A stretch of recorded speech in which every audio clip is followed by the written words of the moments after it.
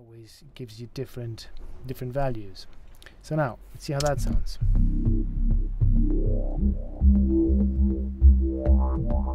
Right.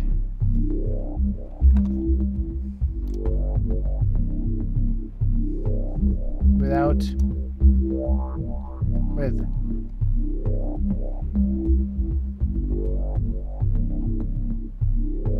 Now you see these are very subtle changes, but very interesting changes. Now we're going to use the same thing for the resonance. We're going to do the same randomize setting.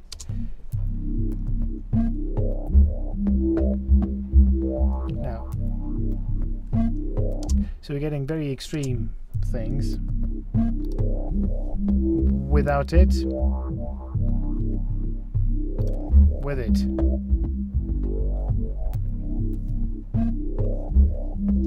So you can see all the very high settings will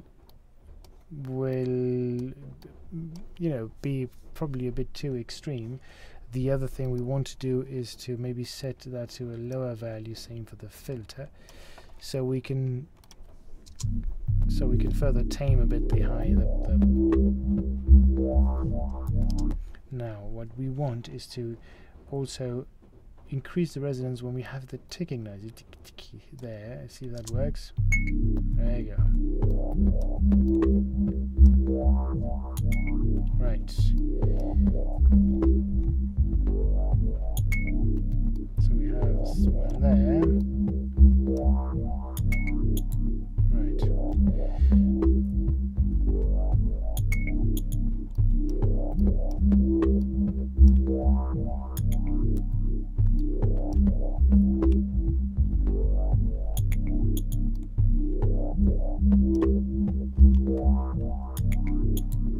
Right.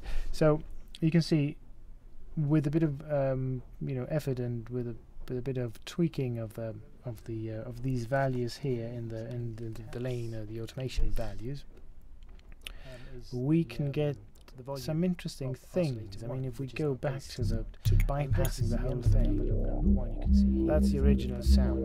It's the one that caters for the making envelope that the volume has over the, which is pretty cool. Stages. So if we increase the attack a little bit, it might help us to tame the high.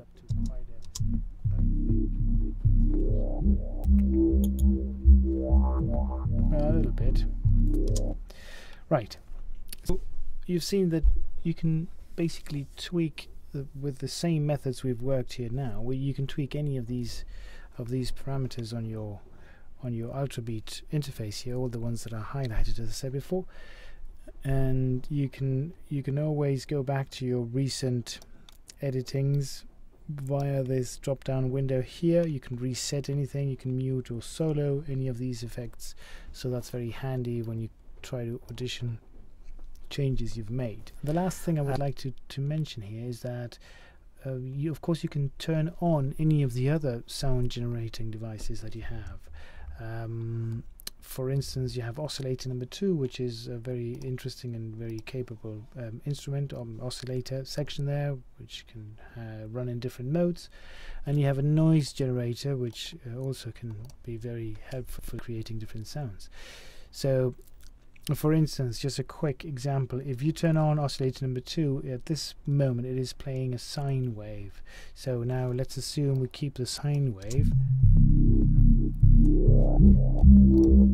Nothing there.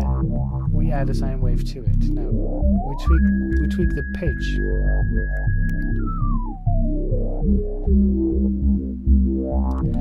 Find a note where it sits comfortably in the mix. You can change